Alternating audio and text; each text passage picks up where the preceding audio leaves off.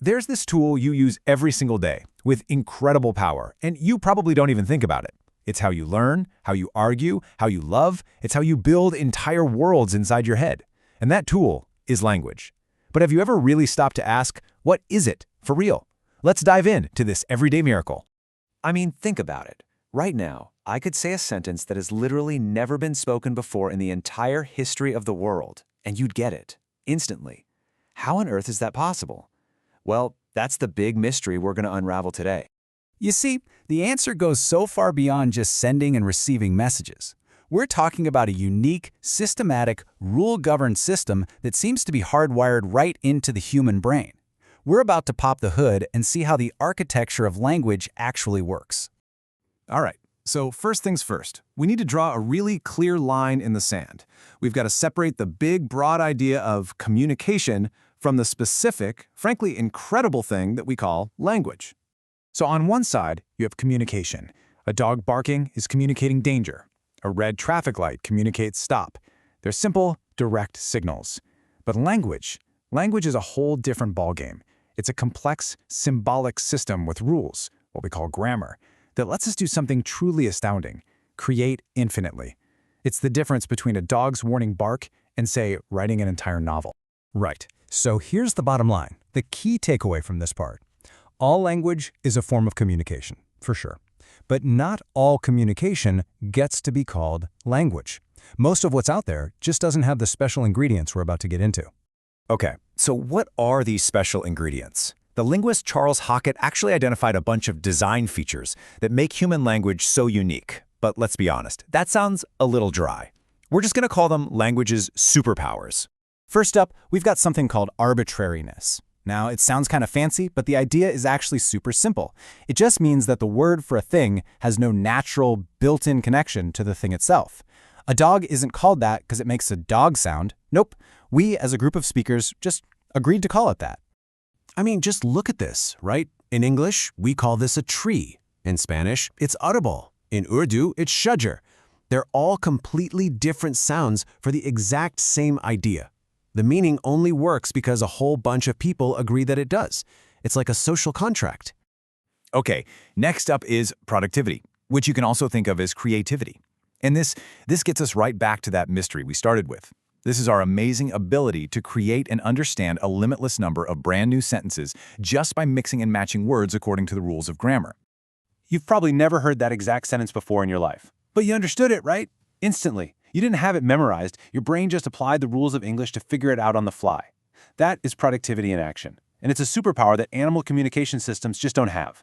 And then there's our third superpower, displacement. This one is it's pure magic. It's our ability to talk about things that aren't right here, right now. A dog can bark at a stranger at the door, but it can't tell you about the stranger it saw last week. With displacement, the whole universe of ideas opens up. We can talk about the past, we can make plans for the future, we can invent stories about dragons, and we can even debate totally abstract ideas like justice. It completely frees us from the here and now and lets our minds just roam. Okay, so we've kind of unpacked what language is, but now let's get to the really mind-bending part, what language does. Because it doesn't just describe the world we live in. In a lot of ways, it actually helps create it.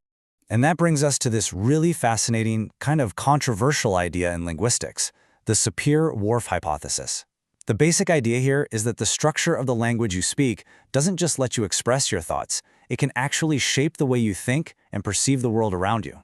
It's a pretty deep question, isn't it? Could the words you know, the grammar you use every day, be acting like a kind of filter or a lens that changes how you experience literally everything? To make this a bit more concrete, think about it like this.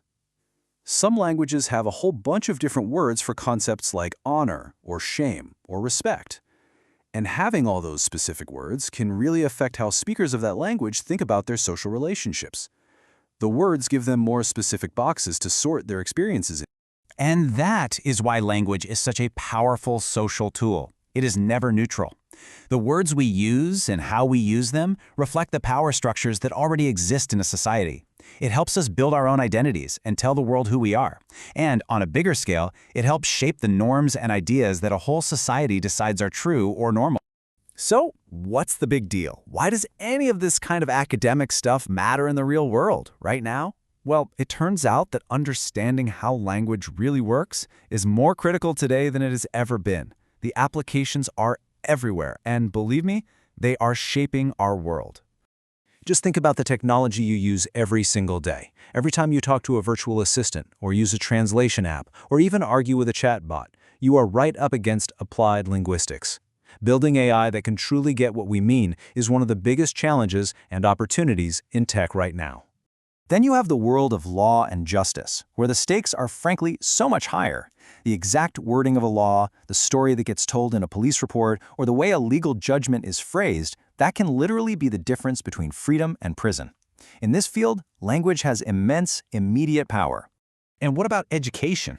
I mean, if we really want to know the best way to teach children how to read or how to support students in classrooms with lots of different languages, we have to start with a deep scientific understanding of how language is actually learned and processed by our brains. And finally, linguistics is a seriously powerful tool for social justice. By carefully looking at the language used in the media, in political speeches, even in our own daily chats, we can learn to spot and challenge the hidden biases and power imbalances that are so often encoded in our words. So we end up right back where we started, but with a totally new perspective. Language isn't just a tool we use to talk. It is the operating system we use to build our reality, our societies, and even our own thoughts. Which leaves us with one last really important question. If language holds that much power, who gets to write the rules?